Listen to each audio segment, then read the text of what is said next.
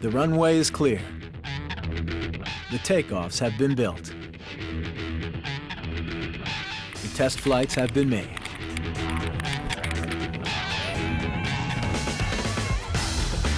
And now the big air show takes place in prime time at the base of Golden Peak. It's a revolutionary huckfest of telemarkers and mountain bikers. The differences between snow and what I'm used to riding is everything. It's soft and slick. I'm really concerned about the impact when we land. These guys are going to do on telemark skis what rarely anyone could do on alpine skis. I'm going to be standing there with a microphone watching this thing just like, how did that happen? That's the event that I'm excited to watch as well, and it's going to be happening right alongside the bikes at the same time. A big festival vibe, and it's just like putting baking soda on the vinegar. You know, it's going to start blowing up. The riders will be feeding off the crowd will be feeding off the riders, and just a quick nighttime jam session is definitely a recipe for a good time.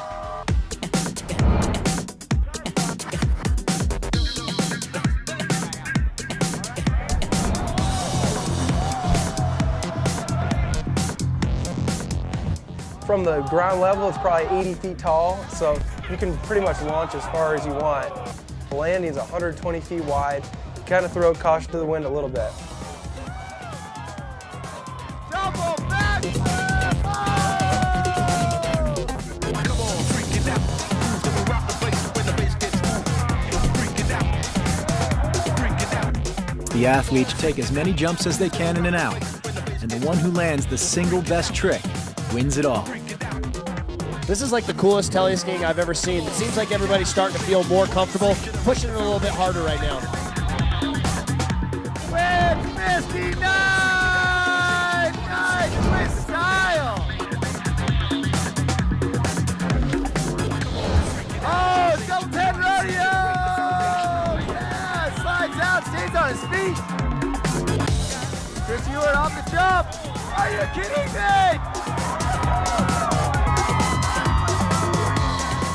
Double front flip was the first time I brought it onto hard snow. It was an incredible experience. There's not very many telemark specific events, and definitely nothing like this one here.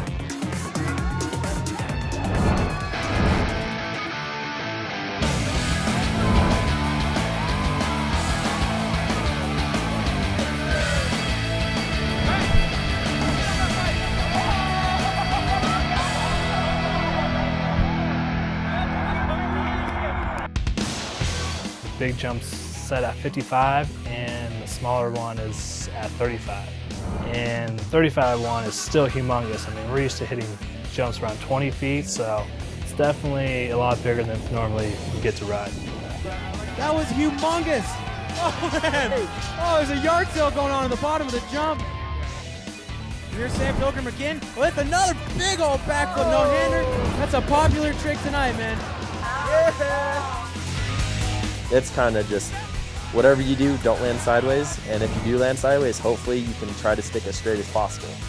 Looks like Mike Montgomery, huge front flip. Oh, wow. It was crazy because in practice we didn't have the little flame thing, and then all of a sudden that would go off, and you're like, whoa! You would see the lines when you're coming to land, and that helped out so much. It was fun.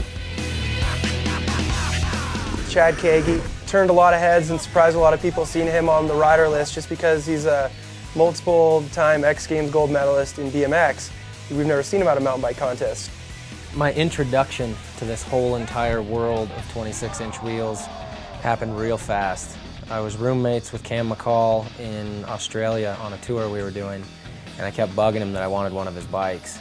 And he called me up a few weeks ago and says, I'll send it tomorrow if you want to do an event in Vail. It's kind of funny, I've been pro for about 14 years and I feel like the new guy again. Here he is, Chad Kagi, lining up to the big gap, backflip, tail whip, perfect! I went 10 feet further with a flip whip and I landed right on my pedals at the same time. It was good timing. I lucked out. The other guys, they crashed their stuff. I got to give it up to them. They definitely put it on the line.